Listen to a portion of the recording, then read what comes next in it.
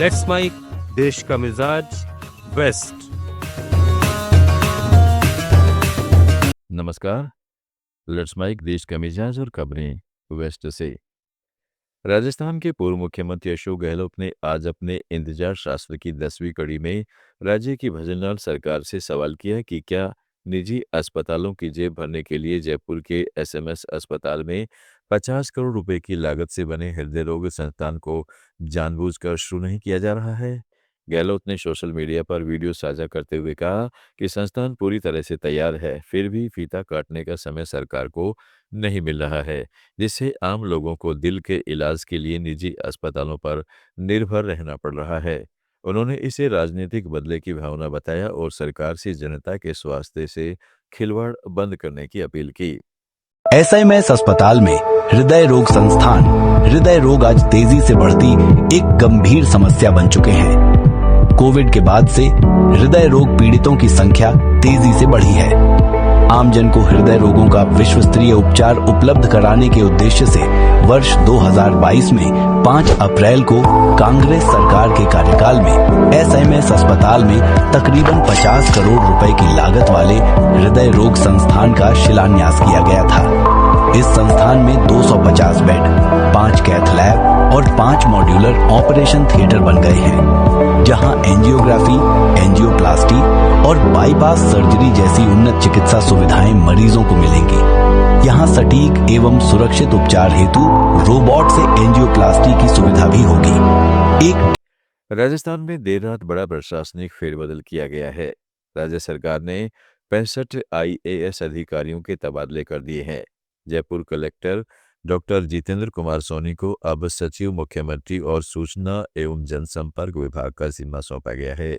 वहीं मुकुल शर्मा को विशिष्ट सचिव मुख्यमंत्री बनाया गया है। जयपुर में संदेश नायक और टोंक में टीना डाबी को नया जिला कलेक्टर नियुक्त किया गया है।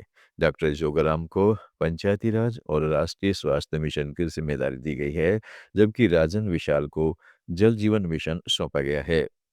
अरविंद कुमार पोसवाल को राजस्थान आवासन मंडल का आयुक्त बनाया गया है। जिला स्तर पर भी कई बदलाव हुए हैं। उदयपुर, बीकानेर, जोधपुर समेत कई जिलों में नए कलेक्टर लगाए गए हैं। राजस्थान में शिक्षा एवं पंचायती राज मंत्री मदन दिलावर के निर्देश पर आज पूरे राज्य में स्वच्छ भारत मिशन के तहत निरीक्षण अभियान चलाया गया। इस अभियान का मकसद सिर्फ कागजों पर नहीं बल्कि धरातल पर गांवों को साफ सुथरा बनाना है। मंत्री दिलावर ने खुद कई ग्राम पंचायतों का दौरा किया और लापरवाही मिलने पर अधिकारियों को मौके पर ही सजा सुनाई। राजस्थान विधानसभा में नेता प्रतिपक्ष टीकाराम जूली ने कॉमर्शियल एलपीजी की कीमतों में बढ़ोतरी पर कहा, धीरे धीरे सभी चीजों के दाम बढ़ाए गए हैं। आज कॉमर्शियल सिलेंडर पर 200 रुपये और बढ़ा दिए गए। इंडस्ट्रियल डीजल और प्रीमियम पेट्रोल के भी दाम बढ़ाए गए हैं। हाल ही में जो टैक्स में छूट दी गई थी उसका फायदा भी केवल कंपनियों को दिया गया है। सरकार को वास्तविक स्थिति बतानी चाहिए। जनता पर जो चारों ओर से महंगाई की मार लग रही है, उसके लिए सरकार को चाहिए था कि वे कुछ समय के लिए टैक्स की कटौती करें।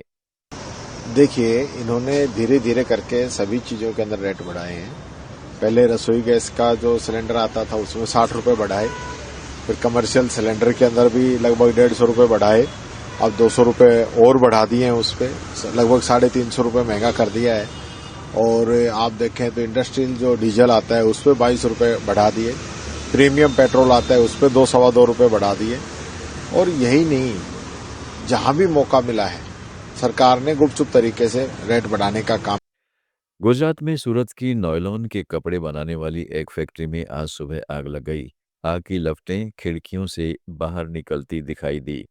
नॉयलॉन के कपड़ों में आग लगने से ये तेजी से फैल गई।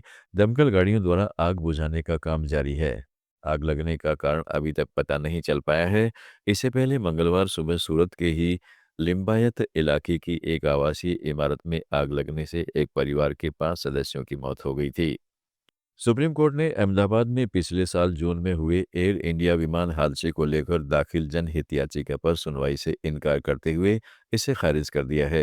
मुख्य न्यायाधीश सूर्यकांत ने याचिकाकर्ता पर सख्त टिप्पणी करते हुए कहा, क्या कोई गहरा एजेंडा है? क्या हम आपकी मंशा नहीं समझते? जिन लोगों ने अपने परिजनों को खोया है वे याचिका दाखिल नहीं कर रहे, लेकिन आप कर रहे हैं। देश का मिजाज में फिलहाल इतना ही। जुड़े रहिएगा लेट्स माइक के साथ।